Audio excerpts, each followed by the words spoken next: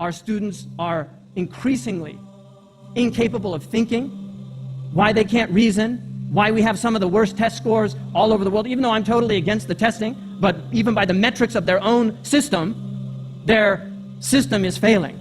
When you look at the boredom that exists in modern American education, you look at the boredom of the students, you look at the faces that they carry to school, you look at them, and I've been in classes, I've taught, I've lectured all over the United States, in universities all over the United States. You look at their faces, and you look at the boredom. One, because they're wondering, why am I studying this?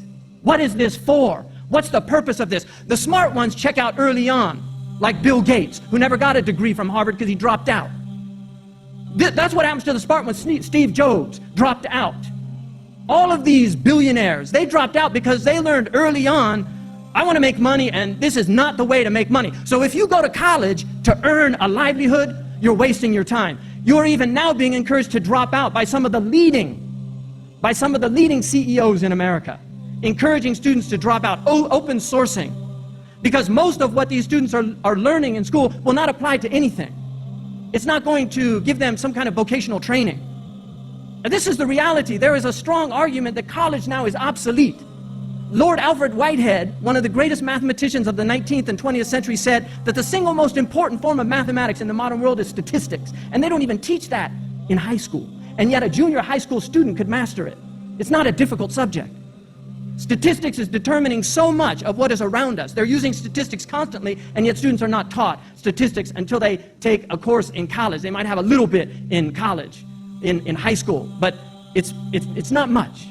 Why are they studying geometry? Why study algebra? They're sitting there wondering, what does this mean? Why am I doing this? Why do I care what 2x plus 3x equals? I don't care, because there is no overarching meaning to all of these things. There is no real educational philosophy behind these things. If you look historically, all of these things had meaning. And I'll just give you a quick example. We call these the liberal arts. If you ask anybody that has a Bachelor of Arts, what is the arts that you're a bachelor in? They will not be able to tell you.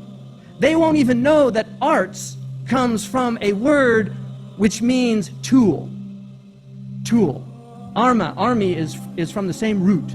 Arithmetic is the same root. Arithmetic is ars metrica, the tool to measure by.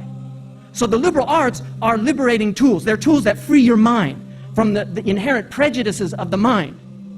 Now, the liberal arts was distinguished from the servile arts, vocational training, where you go to college to learn how to do something as a vocation. And these were the servile arts because they were simply things that you learned, and then you could go out and earn a livelihood through those things. This is largely what the college and the university has become in the West. It is no longer a place to pursue truth. It's a place to pursue money.